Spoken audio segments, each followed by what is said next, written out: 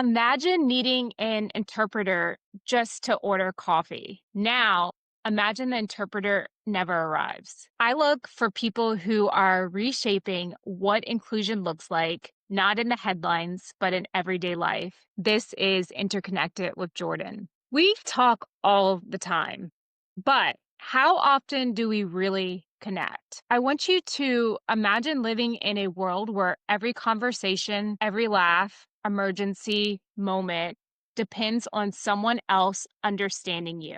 If I was sitting next to 10-year-old you, Chelsea, how would you describe the woman I'm sitting in front of today? So I think that's such a loaded question for so many different reasons. At the age of 9, I got my formal diagnosis being neurodivergent, autistic, ADHD, dyslexic, dyspraxic, dyscalculia, I never know how to say it. And I think so at the age of 10, there was a lot of emotional elements to my diagnosis and feeling different and feeling like I wasn't normal, if you want to put that there. And I think if I could say anything to 10-year-old me, it would be, you are perfect the way that you are. And one day, all these things that you are stressing about making you different will actually be your strengths, and you will use them to make a difference in so many people's lives. And I see myself as an empowerer. In sign language, it makes way more sense. So in sign language, you say empower, and it literally means to take your strength and give it to others.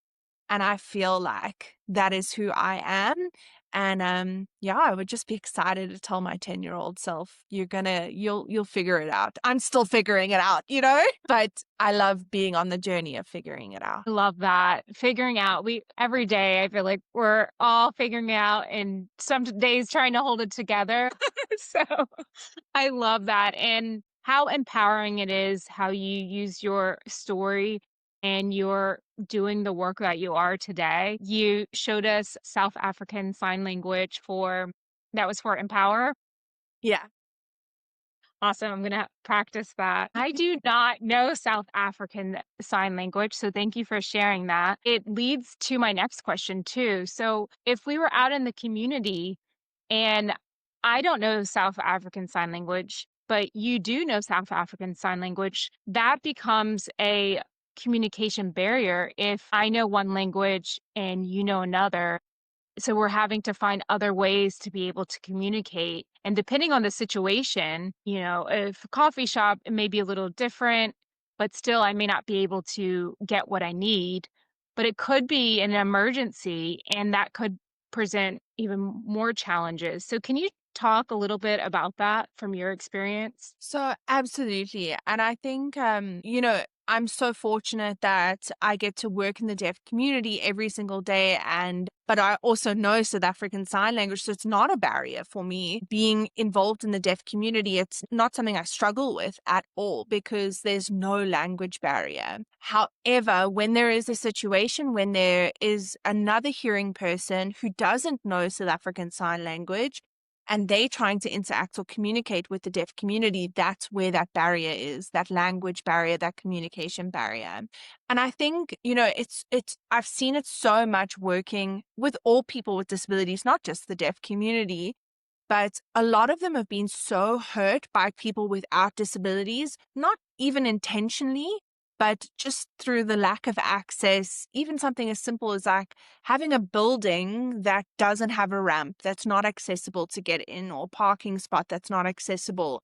It's the same for the deaf community. If they go to an event or they go to a space and there's not a South African Sign Language interpreter, it presents that barrier. It prevents them from being able to have equal access to opportunities in environments, whether it's in an education setting or a workspace setting, or even just the enjoyment, fundamental freedoms. You have the right to enjoy life. Something as simple as just to be able to enjoy life. It's a really significant barrier, and it's something that can be easily avoided, and solutions can easily be found for it. Yeah, so there's so many different things when it comes to accessibility, and sometimes it feels like so much has to be done, but you talk about a lot of different small things that make a huge impact. So I wanted to ask you, there's a weight sometimes that can come with advocacy. How do you avoid letting it become frustrating or exhausting for you to be able to continue doing the important work you're doing? Absolutely. And I think just to add on to what you were saying, frustrating or exhausting or consuming. And I think a lot of advocates, it's difficult to switch brains. Especially for me, I work from home. I consider myself so lucky I get to work from home, but then comes those boundaries of when does work start and family start? Or where does Chelsea actually start? Because, I play so many roles. I work as the general manager, and then I'm also a mom. I'm also a wife. I'm a sister. I'm a daughter. And then outside of all these other things, I have other things that I do. And at some point, you need to fill your own tank as well. And something I'm very conscious of is making sure that even though advocacy is what I do and who I am and the core values and the core beliefs of me, it is not the entirety of my identity. So I still need to make sure that I'm saving energy to be a mom because my kids are my number one priority. They're my legacy. When I pass on, they are going to be the ones that I'm responsible for. So I need to be responsible for them. And, I need to have a good marriage in order to be a good mom. And for me personally, I want that to succeed. So it's really, really important that as an advocate, you're advocating for yourself. And I think that's for me, the most important thing is self-advocacy. Find time to refresh yourself, to energize yourself, to fill your tank up, because you cannot help others if you're exhausted. You cannot help others if your battery is dead. So I think that for me is just the number one thing. So I have my little things that I do that are, it's not Chelsea the advocates, it's not Chelsea the mom, it's my thing that I do that I love. Yes, filling your tank before so that you can go back into the community and be able to do all the empowering work that you are doing. Convo was created by deaf people for deaf people. What happens when those who've been excluded design their own solutions? The best things happen.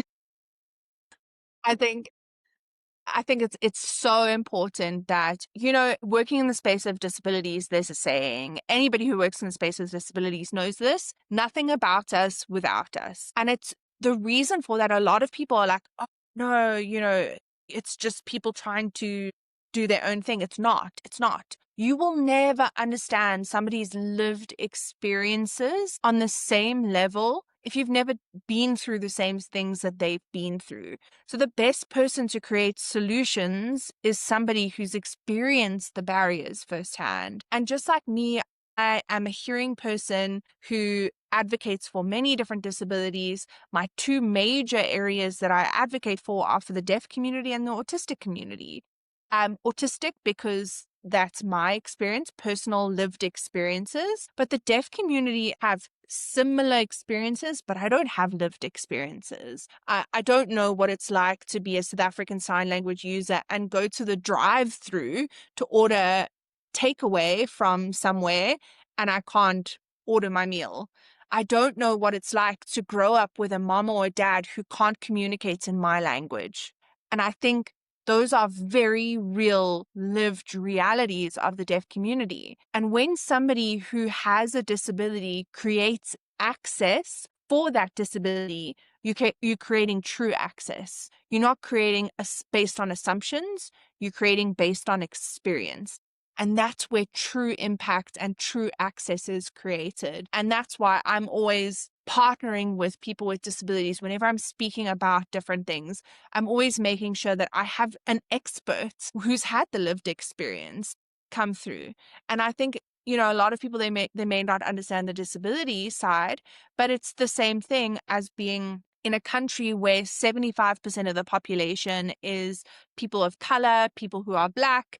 And then me as a white person, I cannot make decisions for the Black community because I don't have the same lived experiences. And it's acknowledging the privilege that I have and the privilege that I've experienced and being able to use that as a form of advocacy, but not advocating on my own, making sure that I'm partnering with the communities, partnering with people with those lived experiences, and making sure that I'm hearing their stories and their journeys. And that is how true impact is created. Yeah, you're dropping so many gems. One of the ones that stood out the most is like partnerships. You don't have to do this on your own, right? And so you are really, through the work that you do, as well as through the work in the community, it's partnering because you don't have to go and share someone else's story. They can share it themselves or even bring together different people from the community to be able to elevate someone else's work as well. So, South African Sign Language has just become the country's 12th official language. Is that correct? Correct. Yeah. So, this is an exciting moment. What does this mean to you and to the community you serve? So this is a massive step forward for South Africa from a legislative point of view. So we have 12 official languages, which is huge. I mean, there are very few countries worldwide that have as many official languages as we do. So as a country, South Africa has always promoted multilingualism, and always been passionate about embracing diversity and diversity of races, diversity of cultures, diversity of identities. And it's one of the things that I love about this country. We're called the Rainbow Nation because we are so diverse. But just having that official stamp of recognition on a constitutional level to say that this language is not gestures, it's not mimicry, it's not entertainment, it's an official, fully fledged language. And when it becomes an official, fully fledged language, you also get a whole bunch of rights associated with that. In terms of rights of access, making sure that any government institution needs to have South African Sign Language interpreters for you. If you go for a job interview, you need to have a South African Sign Language interpreter present for you. And it's such a remarkable landmark for the deaf community because it unlocks those rights for them. I think if I'm just reflecting on it, the only thing that we as a country need to do better is empowering people with their rights, because it's amazing, it's officially recognized, but the deaf community need to learn and need to be taught. Now that it's officially recognized, how do you advocate for your rights? What are your new rights? Where are your new rights enshrined? And creating and spending a lot more time on that education and that development. I think that's so important to make sure that the rights are realized. Connected to that, Convo is enabling a lot of different things. So, can you tell us about a story or a moment where it's saved someone's life, not in theory, but in real time? There's so many stories that come to my mind when you ask me that question. So Convo, first of all, is a global a company. We are in 5 countries: England, America, Canada, Australia, and South Africa. So when you share that with me, and it's one of the things that we do quite well globally, is we're always sharing these stories. So we have a whole channel dedicated to us sharing these stories.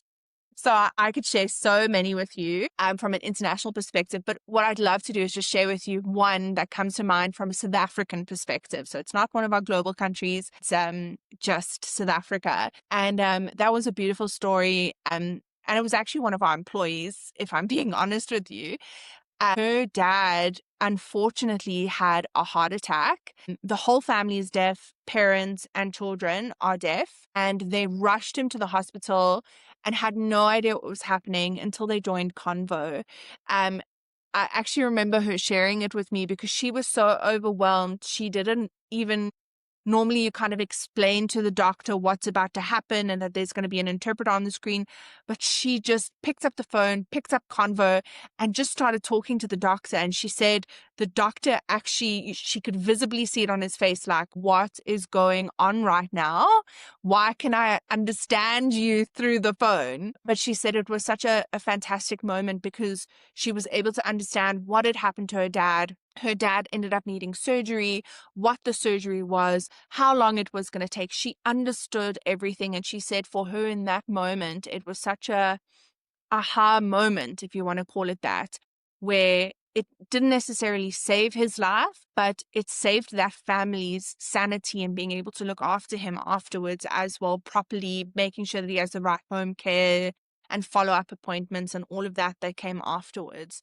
And I think it was such a beautiful moment for us to experience and go through and know that that is the power of access, being able to support and care for your family member in their time of need.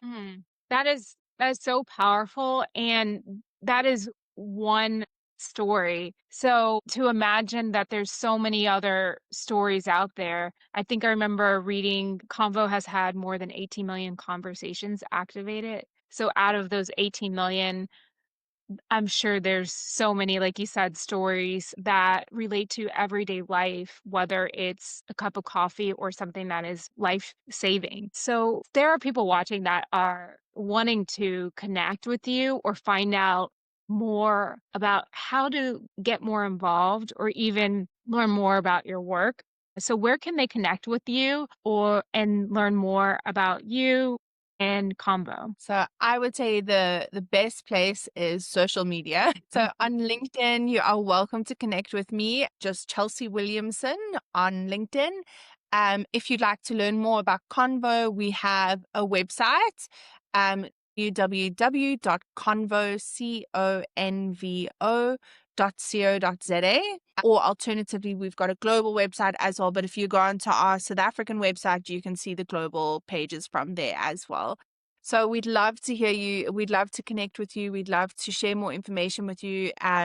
If you'd like to partner with us, we would love to make your organization more accessible for the deaf and hard of hearing community. We're so grateful for our partners because without them, we wouldn't be creating access.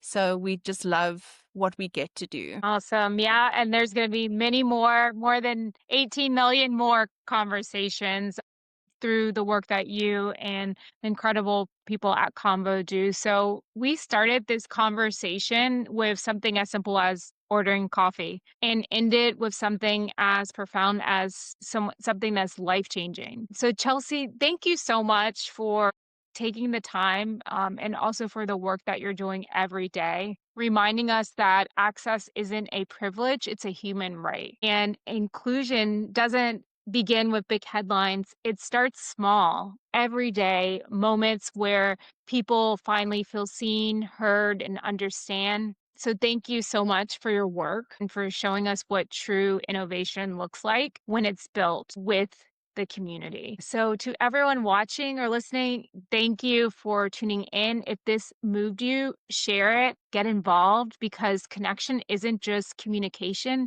it's how we change the world. This is Interconnected with Jourdan.